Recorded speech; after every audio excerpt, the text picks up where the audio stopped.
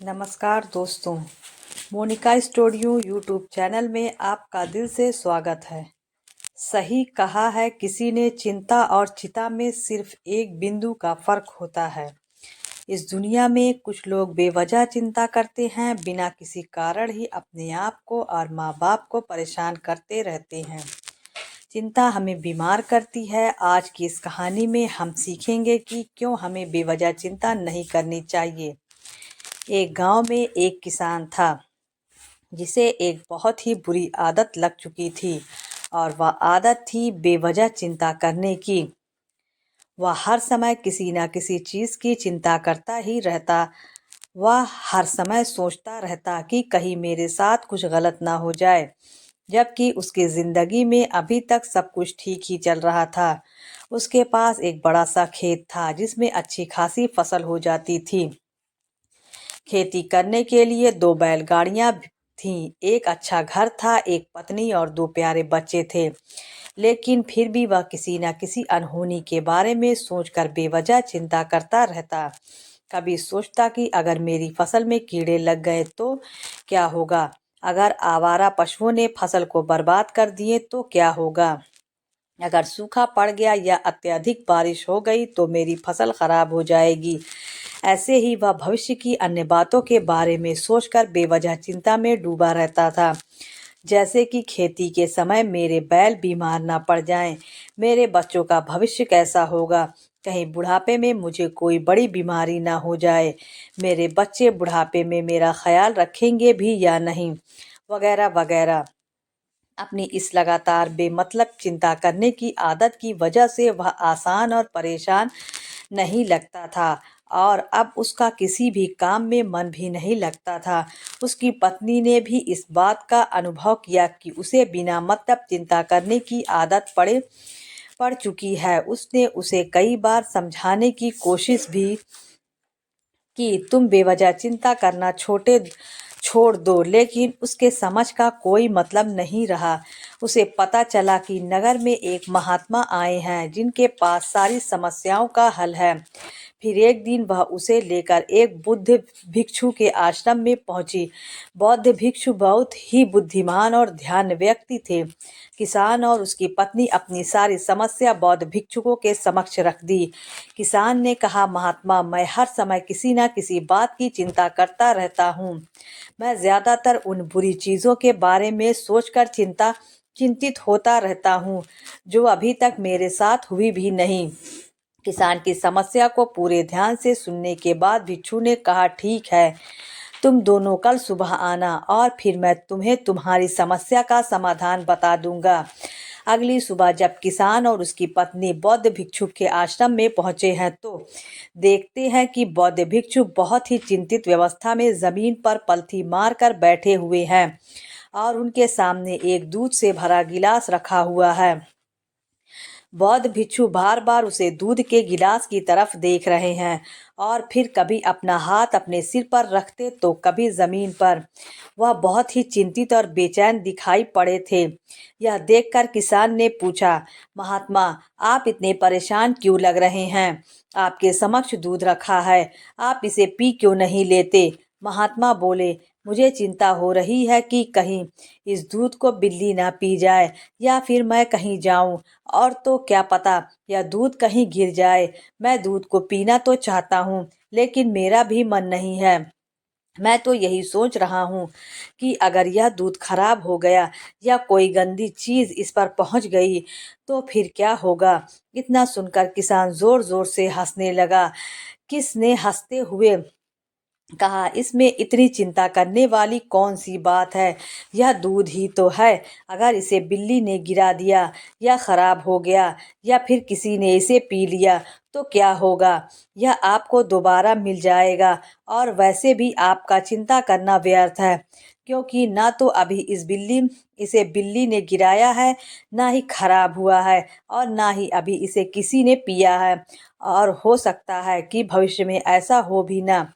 किसान के मुंह से यह बातें सुनकर बौद्ध भिक्षु मुस्कुराए और बोले, मैं भी तो तुम्हें ही यही समझाने का प्रयास कर रहा हूँ कि भविष्य की उन घटनाओं की चिंता करना व्यर्थ है जो अभी हमारे साथ हुई ही नहीं, और बहुत बड़ी संभावना है कि वह कभी होगी भी नहीं। और अगर हो भी गई तो जिस चीज़ को तुम एक बार हासिल कर सकते हो उसे तुम दोबारा भी हासिल कर सकते हो, और अगर नहीं कर पाए तो कोई बात नहीं, क्योंकि समस्याओं के आने के साथ ही उन समस्याओं का सामना करने की हिम्मत भी अपने आप ही आ जाती है। यह बातें सुनने के बाद किसान को लगा जैसे किसी ने उसके गाल पर एक थप्पड़ मारकर उसे नींद से जगा दिया हो। उसे महसूस हुआ कि वह भी तो यही गलती कर रहा है, वह भी तो भविष्य की उन घटनाओं के बारे में सोचकर चिंतित हो रहा है जो अभी तक घटी ही नहीं और शायद कभी घटेगा नहीं। और वह फिर बौद्ध भिक्षु के चरणों में गिर पड़ा और कहने लगा, अगर तुम चल रहे हो तो सिर्फ चलो, अगर तुम खा रहे हो तो सिर्फ खाओ, लेकिन एक समय में सिर्फ एक ही काम करो, चिंता ना करो। इस लोकप्रिय कहावत के अर्थ ने मुझे हैरान कर दिया था, और सच कहूँ तो मुझे ऐसा लगता है कि कहावत के अर्थ में ही वह राज छुपा है जिसे अगर किसी ने अच्छे से समझ लिया और अपने जीवन में उतार लिया तो वह चिंता के बंधन से ही हमेशा के लिए मुक्त हो जाएगा। इस कहावत के अर्थ के बारे में हम आगे बात करेंगे, लेकिन उससे पहले देखते हैं कि हमारे दिमाग में इस तरह के विचार ज़्यादा चल रहे होते हैं। पहले क्या मैं यह काम सही से किया, दूसरा क्या मैं इसे और बेहतर कर सकता था, तीसरा इसका परिणाम क्या होगा, और चौथा लोग मेरे और मेरे काम के बारे में क्या सोच रहे होंगे। यह ऐसे कुछ विचार हैं जो हमारे दिमाग की सिस्टम में ज़्यादातर समय चलते रहते हैं, लेकिन हमें पता नहीं चलता क्योंकि हमने इस विचार के साथ जीना सीख लिया है। और हमारा दिमाग काम भी ऐसे ही करता है कि अगर हमने इसे किसी काम को कई बार करवा लिया तो फिर यह उसे अपनी आदत बना लेता है, और फिर हमारे चाहे बिना भी उसे काम को करने का प्रयास करता है। शुरुआत में तो हम किसी भी काम को अपनी इच्छा से पूरे होश व हवास में करते हैं, लेकिन बाद में वह हमारी आदत बन जाता है और फिर हम बस बेहोशी की हालत में बिना सोचे समझे उसे काम को करते चले जाते हैं। जब एक बच्चा छोटा होता है तब उसे पता नहीं होता कि चिंता क्या है, लेकिन जैसे ही वह बड़ा होता है माँ बाप कहना शुरू कर देते हैं, बेटे आपको होमवर्क करना है, आपको उसकी चिंता नहीं हो रही, आपके एग्ज़ाम आने वाले हैं, आपको उसकी चिंता करनी चाहिए। और ऐसे ही न जाने कितनी सारी चीज़ों के लिए बच्चों के आसपास के लोग उसे चिंता करने के लिए कहते हैं, और वह छोटा बच्चा इस बात को मान लेता है। यह अच्छा किसी भी काम को करने के लिए हमें उसकी चिंता करनी पड़ती है, और फिर वह भी किसी काम की घटना के बारे में बार बार सोचने लगता है। शुरुआत में तो वह यह काम जानबूझकर करता है, लेकिन धीरे धीरे उसका मन उसे अपनी आदत बना लेता है, और फिर न चाहते हुए भी उसकी माँ एक ही विचार के बारे में बार बार सोचता रहता है, और फिर वह अपनी पूरी जिंदगी चिंता के इस जाल में फंस कर रह जाता है। लेकिन अब प्रश्न यह उठता है कि इसका समाधान क्या है। तो इसका समाधान है ऊपर बताई गई जिन कहावत का अर्थ यानी जागरूकता। हमें अपने विचार के प्रति जागरूक होना पड़ेगा। हमें थोड़ी देर रुककर इस बात पर ध्यान देना होगा कि कहीं हम न चाहते हुए भी एक ही घटना के बारे में तो बार बार नहीं सोच रहे हैं। हमें पूरी जागरूकता के साथ यह देखने का प्रयास करना होगा कि पूरे दिन हमारे अंदर इस तरह के विचार उठते रहते हैं।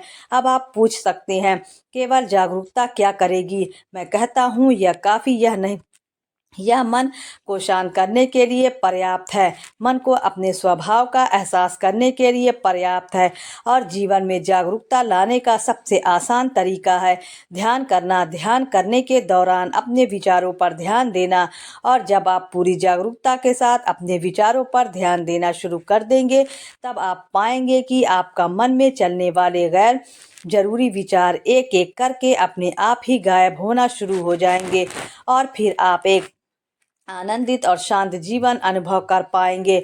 बाकी अगर यह कहानी आपको अच्छी लगे तो इस वीडियो को लाइक करें और ऐसी और कहानी सुनने के लिए मोनिका स्टूडियो यूट्यूब चैनल को सब्सक्राइब करें। तब तक मिलते हैं हम आपसे ऐसे ही एक और मज़ेदार स्टोरी के साथ।